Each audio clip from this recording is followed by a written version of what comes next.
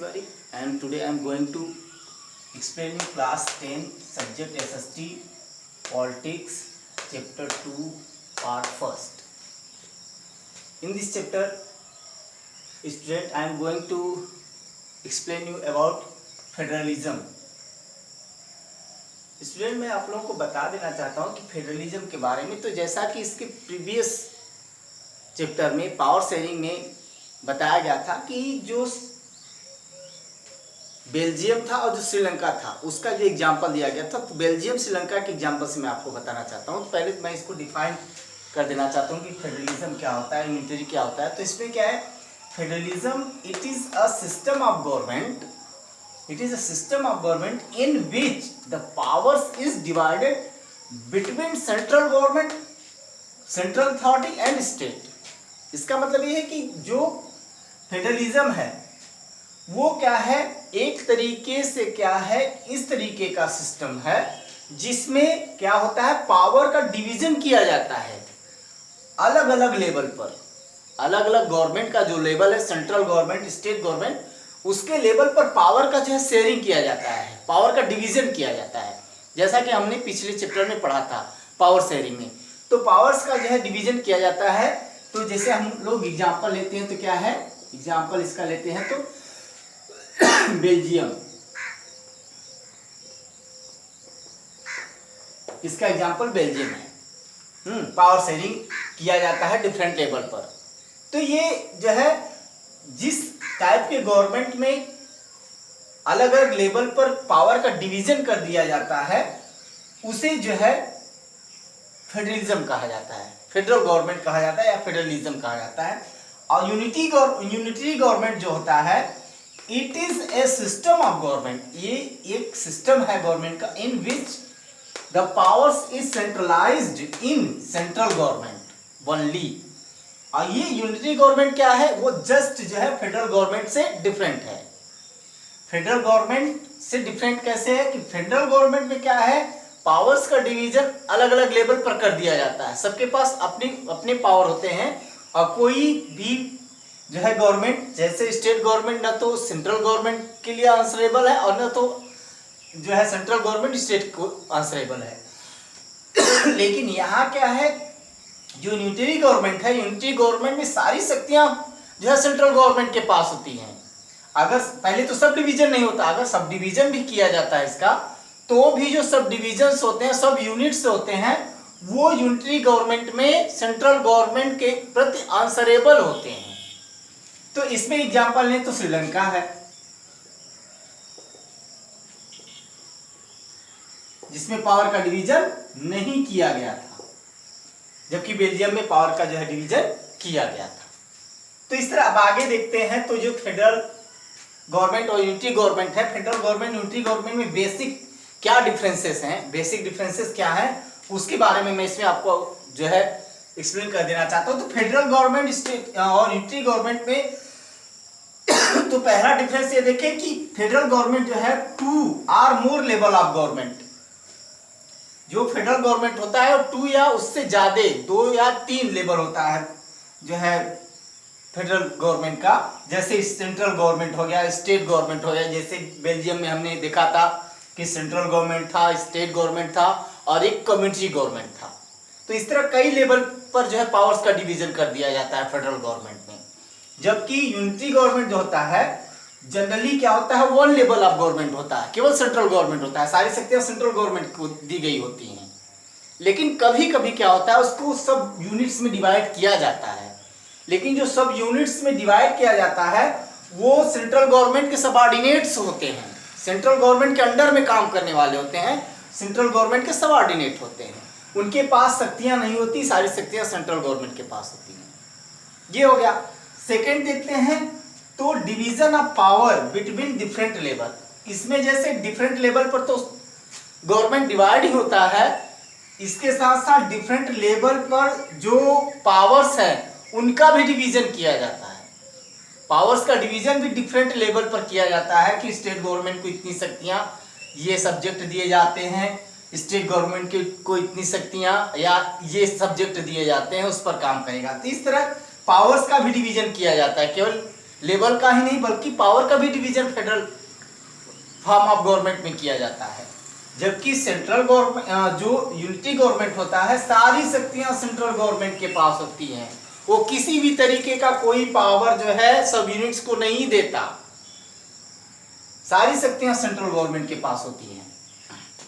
आगे देखिए तो स्टेट गवर्नमेंट, फेडरल गवर्नमेंट में, ये स्टेट गवर्नमेंट जो है वो किसी भी तरीके से सेंट्रल गवर्नमेंट या जो सब यूनिट्स हैं वो किसी भी तरीके से सेंट्रल गवर्नमेंट के प्रति आंसरेबल नहीं होते। ये नहीं कि जो है स्टेट गवर्नमेंट ने कोई रूल रेगुलेशन बनाया, कोई फंड जो है स्टेट गवर्नमेंट को दिया तो उससे कहा कि जो है ये खर्च कहाँ कहाँ करना है, उसका जो है एक तरीके से हमें उसका डाटा बना के, तो ऐसा कुछ नहीं है। उसे फंडिंग किया जाएगा तो वो जो है फ्री होकर के उस पर वर्क करेगा। वो सेंट्रल गवर्नमेंट के लिए जो है आंसरेबल नहीं है, और नहीं सेंट्रल गवर्नमेंट जो है स्टेट गवर्नमेंट के लिए आंसरेबल है। दोनों लेवल जो है किसी भी तरीके से एक दूसरे के लिए आंसरेबल नहीं है। जबकि जो यूनिटी गवर्नमेंट होता है, यूनिटी गवर्नमेंट में स्टेट गवर्नमेंट या जो सब यूनिट्स होते हैं, स्टेट गवर्नमेंट या सब यूनिट्स जो होते हैं वो सेंट्रल गवर्नमेंट के प्रति आंसरेबल होते हैं।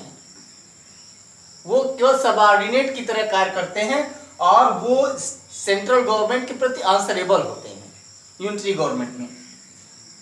और फेडरल फॉर्म ऑफ गवर्नमेंट में देखें तो फेडरल फॉर्म ऑफ गवर्नमेंट में जुरिडिक्शन जो है ईच लेवल पर जो है दिया जाता है। अगर गवर्नमेंट में डिवीजन किया गया है कि सेंट्रल गवर्नमेंट है, स्टेट गवर्नमेंट है, तो सेंट्रल गवर्नमेंट का जो है एक अपना सुप्रीम कोर्ट और स्टेट गवर्नमेंट का अपना एक हाई कोर्ट होता है। अगर सब यूनिट 3 टायर सिस्टम है तो न्याय पंचायत की व्यवस्था की जाती है जो है अलग अलग लेवल पर, जो है जो 3 टायर सिस्टम है उसके तरह।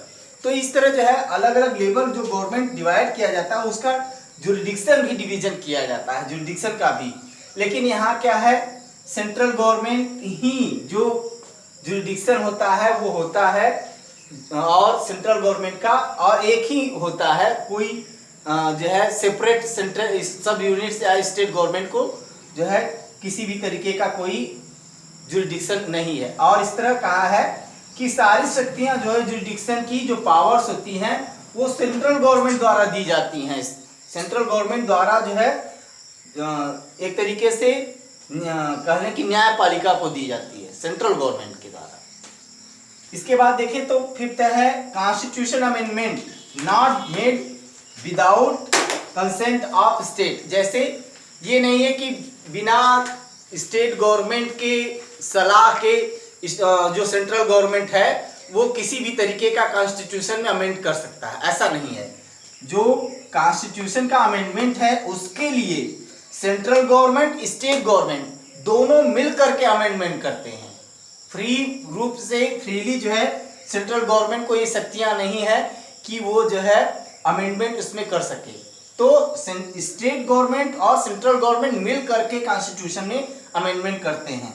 जबकि यूनिटरी फॉर्म ऑफ गवर्नमेंट में देखते हैं तो सेंट्रल गवर्नमेंट के पास सारी शक्तियां होती हैं, वो एलोनली अकेले ही बिना सब यूनिट या किसी जो है स्टेट गवर्नमेंट के सलाह के या जो है वो अकेले उसके पास से शक्तियां होती हैं कि वो कॉन्स्टिट्यूशन में अमेंडमेंट कर लेता है। उसी तरह से देखें तो जो कोर्ट है फेडरल फॉर्म ऑफ गवर्नमेंट में, जो कोर्ट है वो कॉन्स्टिट्यूशन का सेफ गार्ड है। किसी भी तरीके से अगर कॉन्स्टिट्यूशन के अकॉर्डिंग नहीं वर्क होता, कॉन्स्टिट्यूशन में कोई छेड़छाड़ किया जाता है या ये समझ में आता है कि इस तरीके से जो लोगों का, यहाँ जैसे डेमोक्रेसी में कहते हैं ना, the government of the people for the people by the people, तो लोगों के प्रति लोगों का जो गवर्नमेंट होता है लोगों के द्वारा, तो वो लोगों के प्रति आंसरेबल होता है, प्रत्येक व्यक्ति के प्रति आंसरेबल होता है। तो ऐसा कहीं प्रतीत होता है कि कॉन्स्टिट्यूशन में इस सिस्टम में कहीं कोई प्रॉब्लम होता है तो उसके तहत जो है कोर्ट जो है वो सेफ गार्ड का कार्य करता है कॉन्स्टिट्यूशन का। जबकि इसमें कोर्ट के पास इतनी शक्तियां नहीं होती कोर्ट को शक्तियां कौन देता है? सेंट्रल गवर्नमेंट द्वारा शक्तियां दी जाती हैं, वो इतना स्वतंत्र रूप से नहीं काम करता। जबकि फेडरल फॉर्म ऑफ गवर्नमेंट में जो जुरिडिक्शन है, जो कोर्ट है, वो क्या होता है? फ्री वर्क करता है, किसी गवर्नमेंट के अंडर में वर्क नहीं करता। जबकि यूनिटरी में, यूनिटरी फॉर्म ऑफ गवर्नमेंट में क्या है कि वो क्या है, किसी एक या कह लें कि जो सेंट्रल गवर्नमेंट है उसके अंडर में वर्क करता है, फ्री वर्क नहीं करता। और इस तरह देखें तो फेडरल फॉर्म ऑफ गवर्नमेंट में जो रेवेन्यू के सोर्सेस हैं वो अलग अलग लेवल पर डिफाइंड हैं कि ये लेवल जो है या ये जो रेवेन्यू का सोर्स है वो सेंट्रल गवर्नमेंट को जाएगा, इस तरीके का रेवेन्यू का जो है वो स्टेट गवर्नमेंट को जाएगा। मतलब अलग अलग सब्जेक्ट पर अलग अलग क्षेत्र में जो रेवेन्यू आता है उसका जो है उन्हें डिफाइंड होता है कि ये रेवेन्यू ये सेंट्रल गवर्नमेंट या स्टेट गवर्नमेंट उसको कलेक्ट करता है।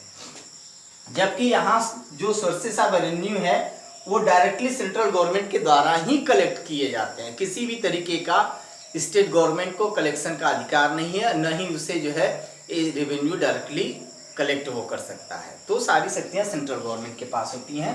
इसमें देखें जो फेडरल फॉर्म ऑफ गवर्नमेंट है तो फेडरल फॉर्म ऑफ गवर्नमेंट में इंडिया है, बेल्जियम है, अमेरिका है, ऐसे एग्जाम्पल हैं। जबकि जो यूनिटरी फॉर्म ऑफ गवर्नमेंट देखें तो यूनिटरी फॉर्म ऑफ गवर्नमेंट में जो है श्रीलंका है, ये इस तरीके के एग्जाम्पल हैं। तो स्टूडेंट आज के वीडियो में इतना ही। आगे के वीडियो में मैं फीचर्स ऑफ फेडरलिज्म के बारे में बताऊंगा। That's all.